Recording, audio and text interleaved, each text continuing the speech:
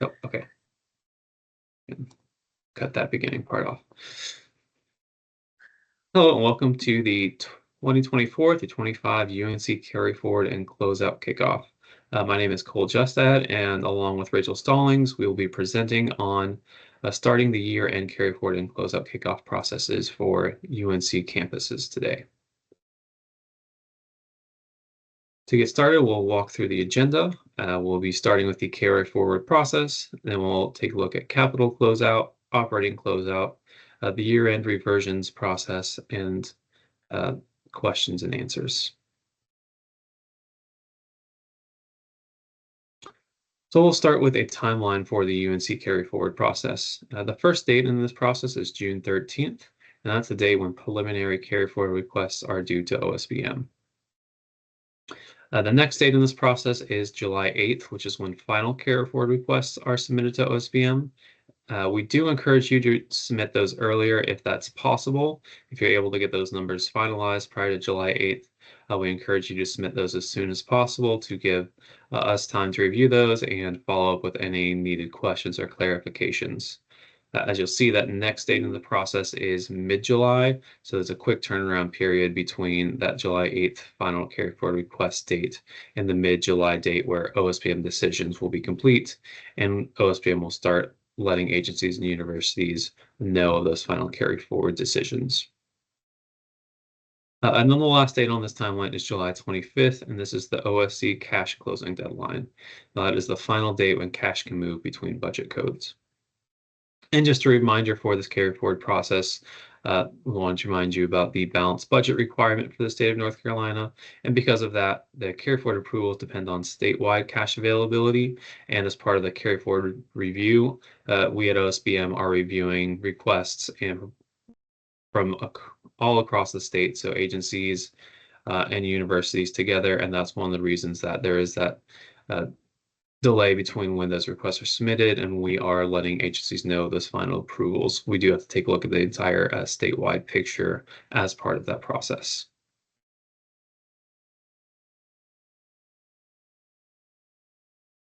The next, we'll go over some of the authority for Carryforward for UNC campuses. And so as we're reviewing these, we're looking to make sure that there is sufficient authority and that the Carryforward requests fit within the definition of Carryforward. Carryforward is defined in statute, General Statute 143C-1-1. I won't read through that here, but you can look at that statute on the slide or go look at the statute yourself if you have any questions about exactly how Carryforward is defined.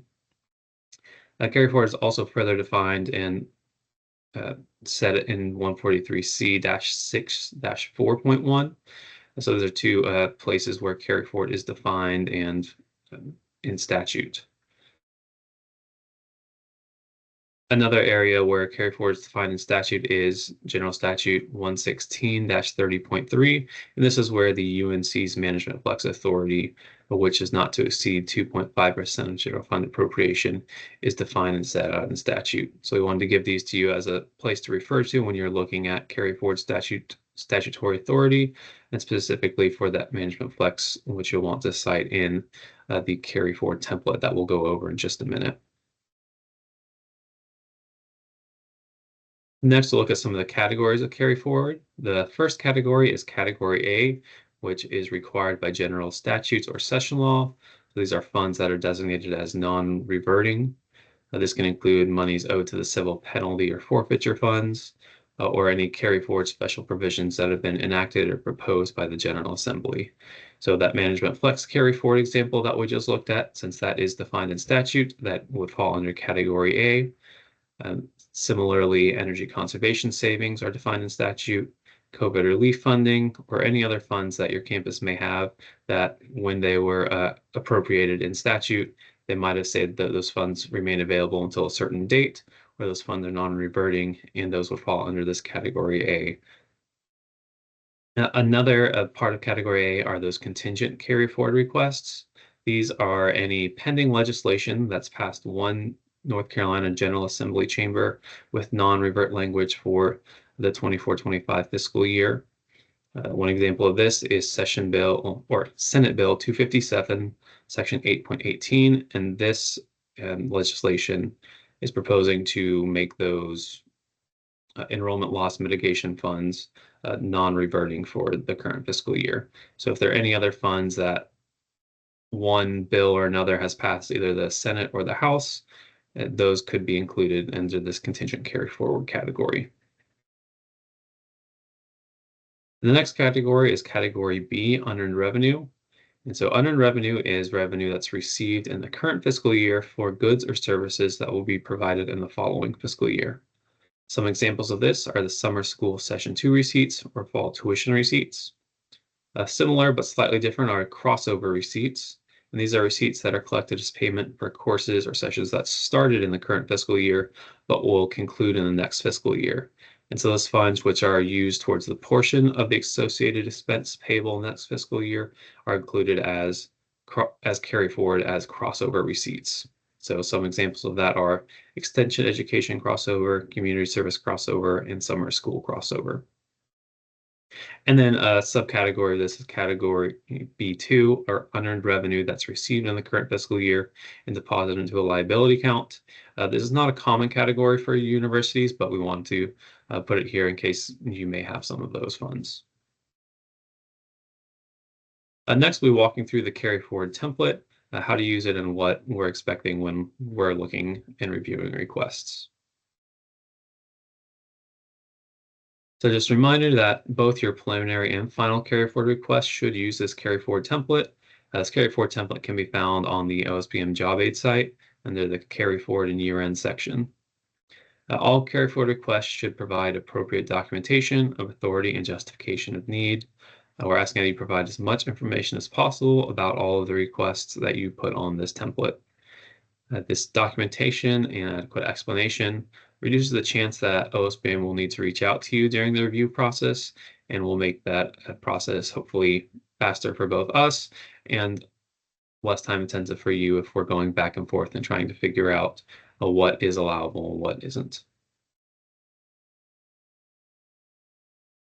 So when you download the template from the website, there will be 3 sheets of that spreadsheet. The first is an instruction tab that goes through how to fill out the form. Next, there's an agency tab, and then the third tab is the UNC budget code tab, and that's where you'll want to be when you're filling out requests for your university. When you're looking at the sheet, you'll see a bunch of yellow highlighted cells, and those are cells where data needs to be entered for the request to be complete. So the top is contact information, and then beyond that is the budget code, and then the individual item lines. After entering out your contact information in the top, the next thing to do is fill out the, when looking at this, you'll see that there are 2 columns that don't apply to universities. There's column B, budget fund, and then column C, which is hidden on the university tab. The budget fund column is not required for university, neither is the chart of account string, which is the hidden column C. So you don't need to worry about filling those out, but please don't delete those. If you delete those, it'll break some of the formatting on the spreadsheet and cause issues when we're trying to review these as a statewide request. So just leave column B and C blank. And then once you're starting to fill in that information, after you've filled out your contact information at the top, you'll start with the budget code tab in column A, and that highlighted cell at the top left, you'll select the budget code that you're working on. If you're at a campus that has multiple budget codes, then you'll need to create multiple sheets in this workbook for each budget code. Towards the end of the section, I'll go over how you can do that if you're not sure how to do that, but you'll only select one budget code for the entire sheet. Once you've selected that budget code, you'll see it'll automatically populate to the rest of column A, and then in column D, that budget code description will populate with the description of that budget code for each line of the spreadsheet. As you start entering data in this spreadsheet, those relevant cells will remove their highlight. So once you've entered your category of requests, so the example here, selected category A, required by general statute, and then that cell in column E, the highlight was removed. So as you're working through it, if you see highlighted cells on a line where you're requesting carry forward, just be aware that means you need to provide some more information on that request. To start filling this out, you'll want to select the category request. That's the first step. So you could choose between A, B, or C of the category. And then once you selected that, you can move on to column F, which is the item description. In this, we've created a dropdown that has a lot of the common carry forward requests that we see from campuses year to year.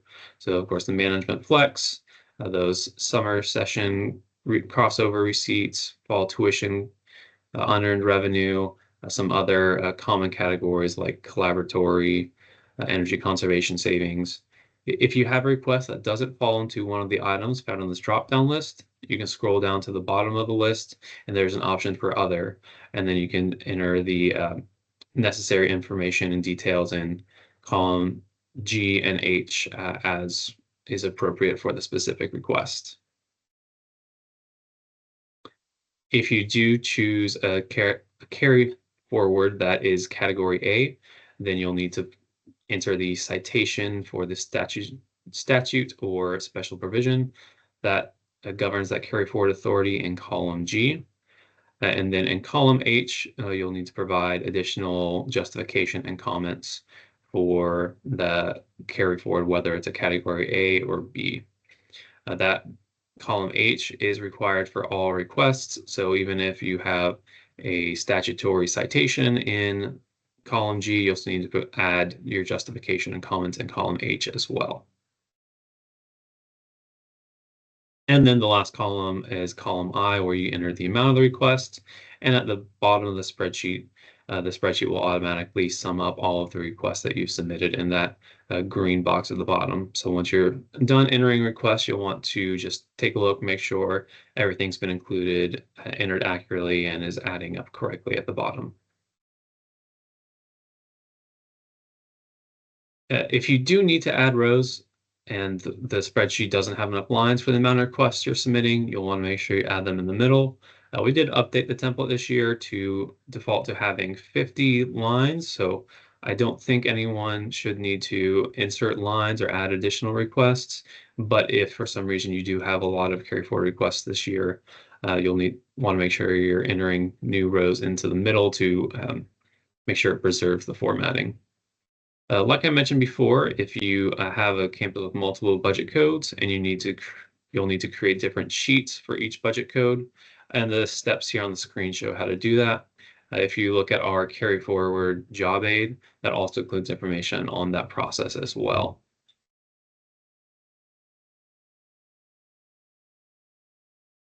I'll talk a bit about the final carry forward process. So as we're reviewing these requests, we're making sure that each UNC institution has the cash balance in the NCFS system to support the carry forward requests.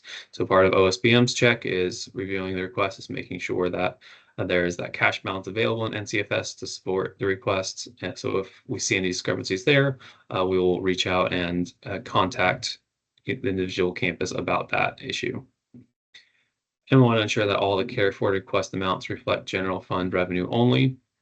After OSBM's completed our review, we will notify each UNC institution of the final approved amount. And at that point, the university will create an IBIS budget revision for OSBM to review and approve.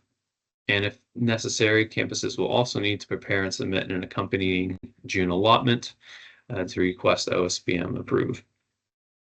Once that's been completed, the university will then process a check to themselves to move the money to the new fiscal year and enter a requisition into NCFS for the approved amount. And both the check and requisition in NCFS must match the carry amount approved by OSBM to the penny. Here is a chart of some of the accounts used in the carry forward revision at the end of the year. So there are the legislative carry forward account, the unearned revenue accounts on the screen, and there are also several types of carry forward that aren't budgeted on the revision, but are just listed in the justification section. And so we wanted to show these to you so that you are aware that this resource is there. This is also included in our carry forward job aid. We walk through how to create that revision, what accounts we're expecting to see, and what items would show up just in the justification section. So if you are working on that and you have questions about how to put together that revision, I would refer you to that job aid on the OSBM website. And then if you have further questions, of course, feel free to reach out to your analyst. So for the new year budget revision in the FY 25 to 26 fiscal year, each university will prepare one Type 11 revision to budget the amounts approved for carry forward. The exception to that would be if you have any dual employment crossover, those are budgeted on a Type 12 revision on the new fiscal year. But otherwise, your carry forward should mostly appear on that Type 11 revision in the new year.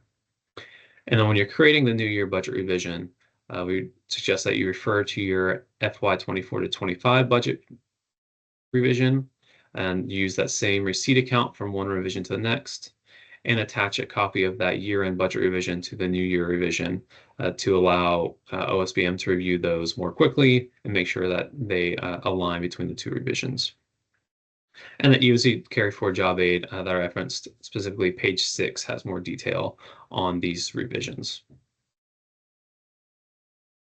Next, I'll walk through the capital closeout process. And the high level, one of the main things I want to stress here is that capital closeout occurs before operating closeout. So you see these dates to remember for capital closeout start with June 2nd. And that June 2nd date is when capital really starts to close down. On that date of June 2nd, budget code closure requests are due, all June capital allotments are due, and the last bond requisition is due. The next date is June 13th, and that's when all capital budget revisions are due, and capital budgets fully close on June 20th.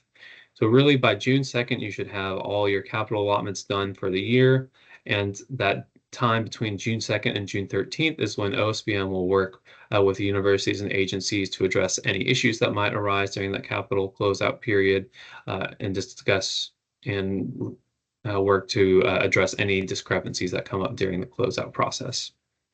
And one important thing to note for this timing, if you have any funds that you're wanting to use from your operating budget code and move those to capital, those might be your carry forward funds that you had from last year that are being used for a capital project. You might have some of the small chancellor approved projects that are allowed to use operating funds on the capital side.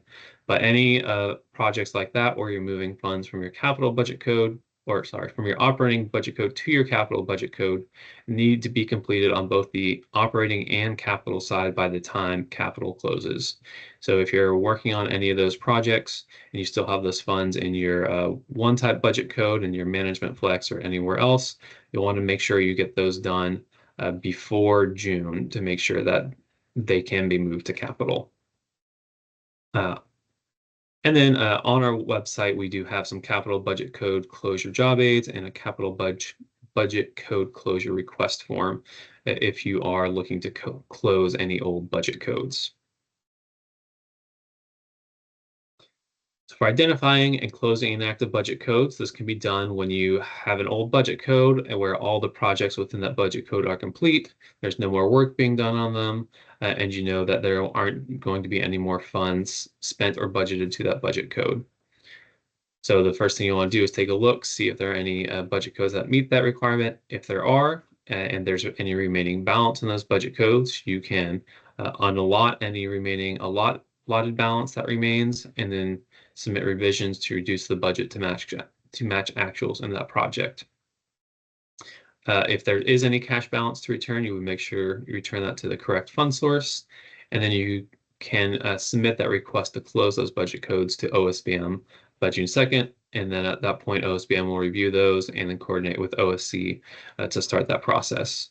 Once that budget code closure request form is submitted to OSBM and OSBM's confirmed that those budget codes are ready to close, they will stay on your capital budget reports for one additional year.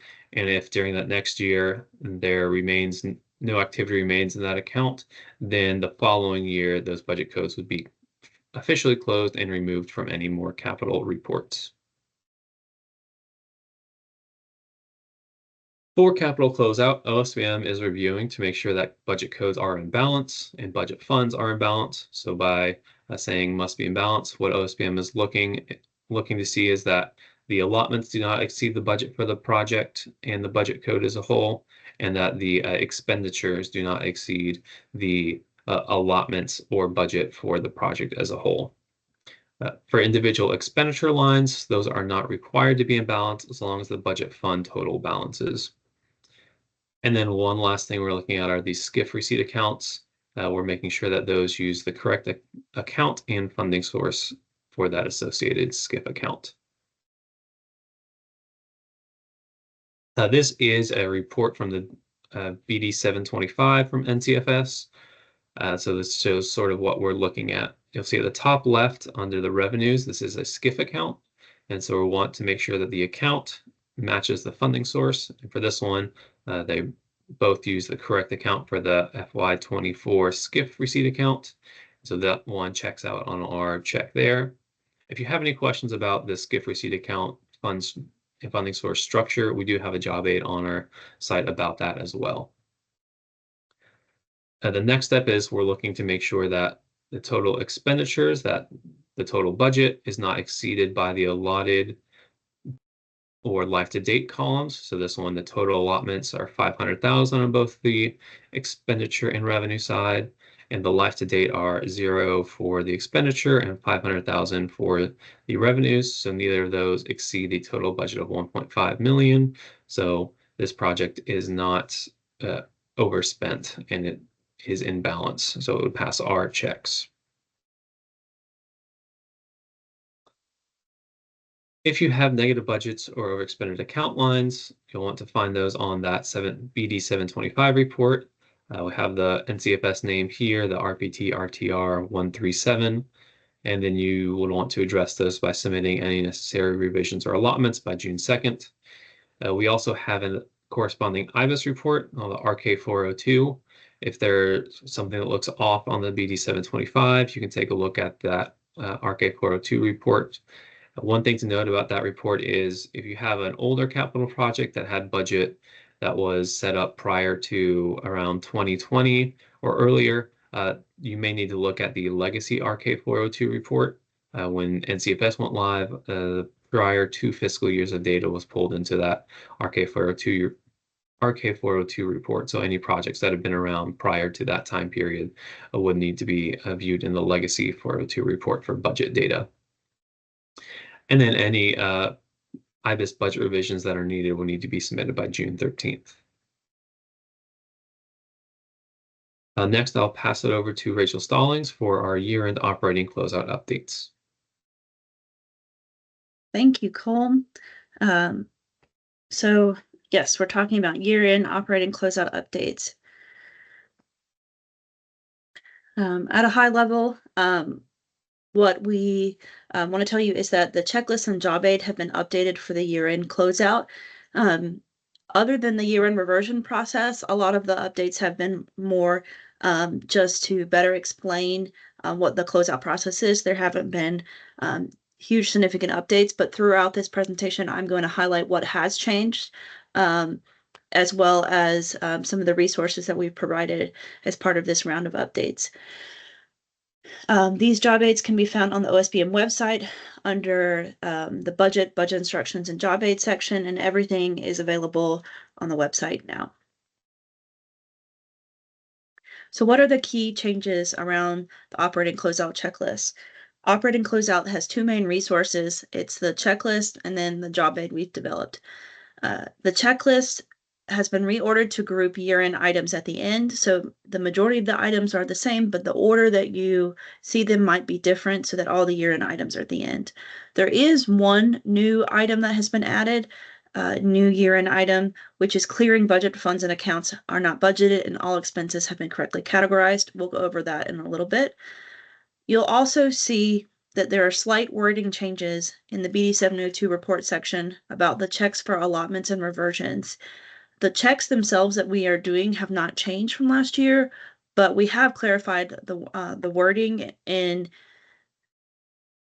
to better match the new process for year-end reversions, which we'll take a deep dive on in the next section. So those are numbers 15 and 16 where the wording has been updated, but what we're checking and looking for is the same as it has been in previous years.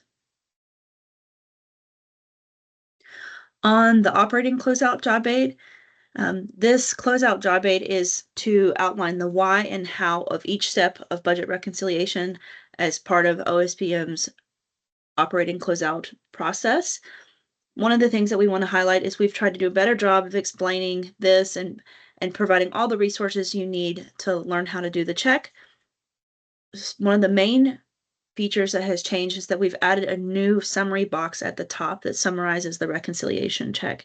And there are 3 key pieces of information in this. The first box tells you whether or not this reconciliation check affects budget or actuals.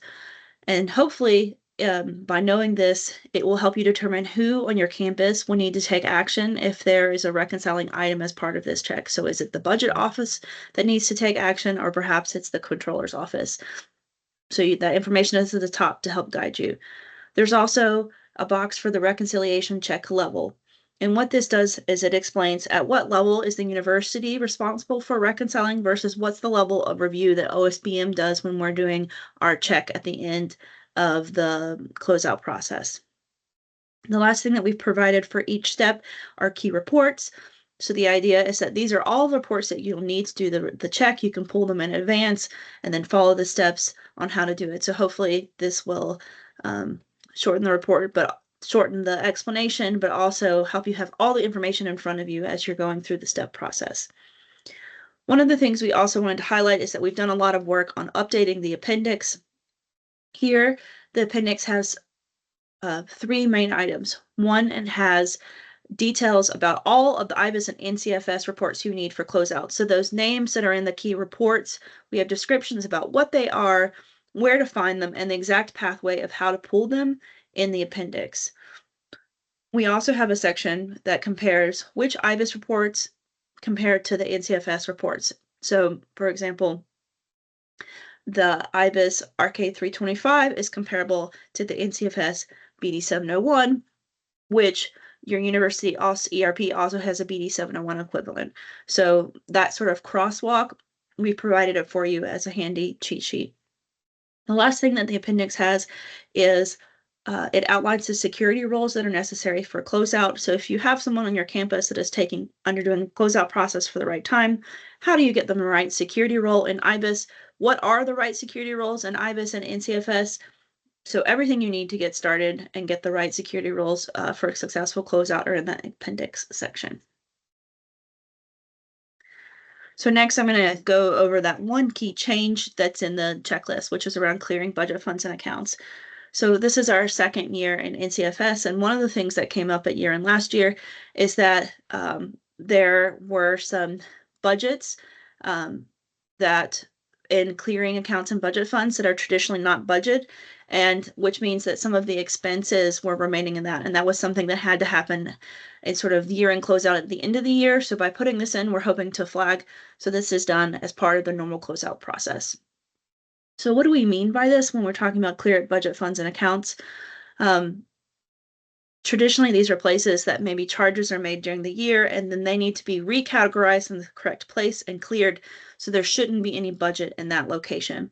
A couple places where we saw this were clearing budget codes or clearing budget funds. There are also clearing accounts for things like travel advances, petty cash, and P cards. And then another thing to look out for is that for the multi-activity budget fund, we would expect to see receipts for UNC, but we wouldn't expect to see any budgeted requirements or expenses in that program 990. So universities should review the BD 701 to make sure that these funds and accounts do not have any budget or expenses recorded to them. A couple of quick reminders of things that we've seen in previous closeouts. So one of the new chart fields in NCFS was fund source, and we have seen where sometimes there have been errors in the fund source that have inadvertently caused over expenditures. So we wanted to go over the process for double checking that the fund source is correct and not creating any over expended accounts. The easiest way that OSBM finds to do this is to run the 701 Excel report in NCFS, which is the 019 report. And then the first thing you need to filter is for all those 5-1 personal services accounts. Then after you've got that filter for those 5-1 accounts, you can use the funding source column to make sure that everything has a 4,000 funding source, the university funding source, that there are no default 000 funding source. And this could happen in either the budget column or the actuals column, depending on that, determines who might need to take that action to correct it. Another thing similarly that we wanted to remind you is that you can use this same report, the 701 Excel report, 019 report, and filter for agency program to ensure, again, that there's not any of that default 000 that was used instead of the correct program. And this, again, could happen in either the budget or the actuals column. So these are things that we've seen that have been kind of more frequent inadvertent reconciliation items that we wanted to show you how to check. Another thing we wanted to cover were the year-end expectations for the summer term instruction budget fund. So for this year-end, this fiscal year, FY 24-25, we would expect to see 0 authorized budget in the summer instruction budget fund in NCFS. So that authorized budget should be moved either in the instruction 101 or the multi-activity 990 budget funds as appropriate in NCFS. We would expect to see certified budget for this year end. We also would expect that any expenditures that are recorded in this summer instruction fund for the year would be reclassified by year end so that there's 0 of expenditures in NCFS for this BD 701 report for 1102 in NCFS. Okay, now I'm going to go over the new year-end reversion process. So just a little bit of context. I think this is one of the areas that was identified as a place where it was a new system and that we would like to make some improvements for this year to help it go smoother. So in recognition of that, OSBM and OSC have worked together this year to hopefully update the reversion process in a way that will go smoother and faster for everyone involved.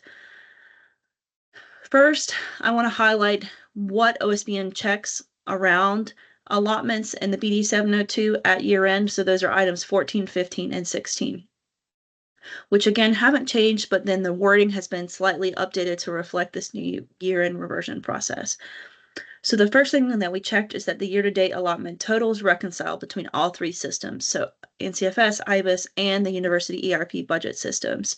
And to verify that, you'll need to submit your university ERP BD07 report equivalent, whatever the report is or equivalent information is, so that we can verify that 3-way reconciliation. The next 2 items at year end are that we're checking the year-to-date requirements and appropriation equal to total allotment with no available cash on hand, and also that the unexpended appropriation indicates proper cash reversions. So as a reminder, the very last step in June closeout is this annual reversion process in which campuses and state agencies revert the unexpended allotted amounts that are reflected in the BD 702 report. So you can see that yellow column here. What's new this year is that the year-end reversion process is going to be completed in IBIS. So that's a process change. It was not completed in IBIS before. It is being completed in IBIS now. You'll enter it as a negative allotment. And then once it's approved in IBIS, that allotment will interface overnight and appear in NCFS the next day. So again, I want to stress that this is a process change. This is not how it was completed last year. Key things to consider with this year-end reversion timeline and process is that it needs to be done before the OSC cash close on July 25th. So how will this process work? UNC institutions should finalize all transactions that impact cash, including carry forward prior to that cash close deadline. Then you want to ensure that your year-to-date allotments reconcile, that's step number 14, between all 3 systems.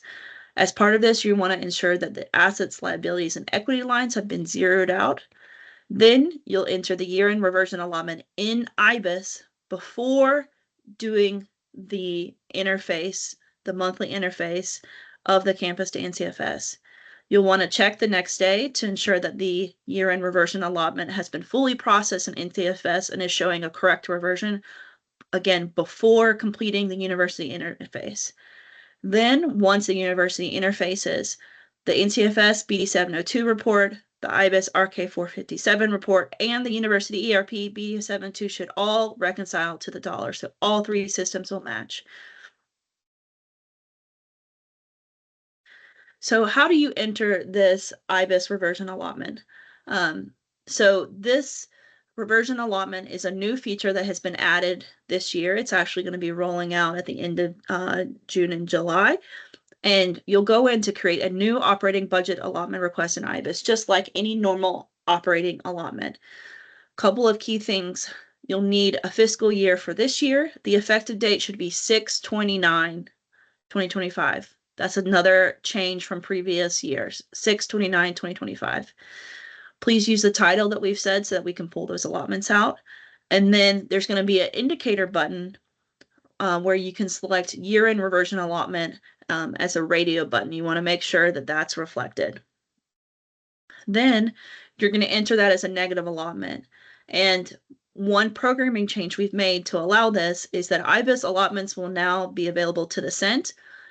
When it comes to normally operating allotments, we don't anticipate approving allotments to the cent, but this is necessary to do the year-end reversion allotment. So what you do to get that year-end reversion allotment calculation is you'll take your year-to-date actuals, and then you'll subtract the year-to-date allotments for requirements, receipts, and appropriation line to get that correct year-end reversion allotment. So those two feature changes are going to allow this year-end reversion allotment in IBIS. So next, I'm going to walk you through some of the math on this year-end reversion allotments to hopefully demonstrate what I just talked about. So in scenario one, the university has year-to-date actuals for receipts that are greater than allotments but within budget. So again, you're going to take the year-to-date actuals minus the year-to-date allotments, and then you'll see the allotment reversion is that math. So there's a negative in this case for requirements, a positive for receipts, and a negative for net appropriation. And it's actually that net appropriation that moves that cash back from your budget code to the statewide general fund. And so this will accomplish that year-end reversion allotment. And then you'll see the green numbers reflected afterward that now that you're able to make those IBIS negative allotments to the cent, the year-to-date actual to the cent columns matches the year-to-date allotment after reversion. So that year-to-date reversion allotment, what you'll enter in is that red box. A second scenario that you might see is that the university has year-to-date actuals for all lines that are less than allotments and within budget. So in this case, you'll notice that when you do the math, year-to-date actuals minus year-to-date allotments, all of the numbers are negative. And again, you're seeing the same thing. The year-to-date allotment after reversion equals the year-to-date actuals.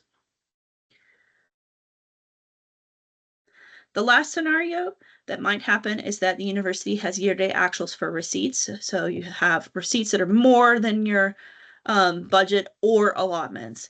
And in this case, you'll see that when you do the same math, that the requirements is negative, the receipts are positive, and the appropriation is negative.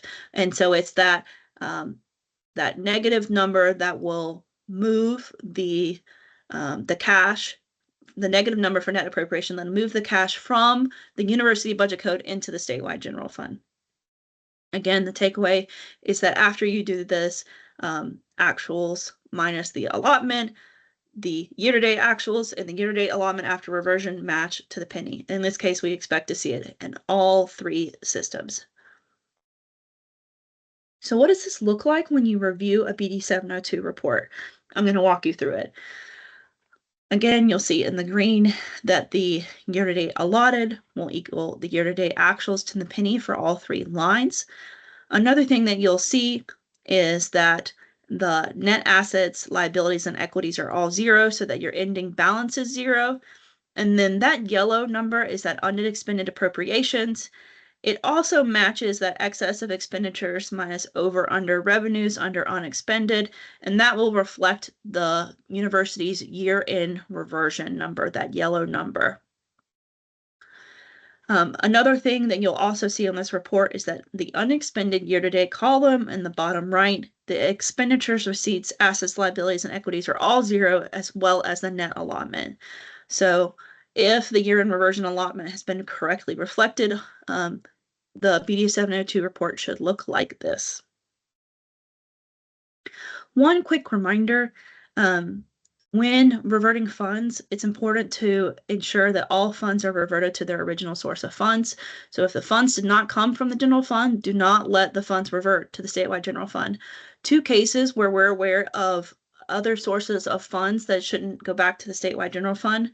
And again, for both of these cases, I would say review what funds you have at your university and also what legislation applies to those funds. But two categories that we're aware of is that there are some SCIF funds that are appropriated to UNC operating budgets. And then there's also a sheet funding. The sheet fund is administered by the Department of State Treasurer. So make sure to review all applicable legislation when determining if funds need to be returned back to their original source of funds and what governs that legislation, that funding. Just a couple of quick reminders to close us out. We have Cole and I work together jointly on operating, and we have who the primary analyst is for each of the UNC campuses, in case you have any questions. Same thing for capital. They all work together as a team, but we have who are the primary analysts for those campuses and all of the updated assignments. And with that, that concludes our presentation. If you have any questions about the anything that we've covered today, the deadlines, any of the new year-end reversion process, we're always here. We're just an email away. So, please contact us and we'll be happy to help. Thank you very much.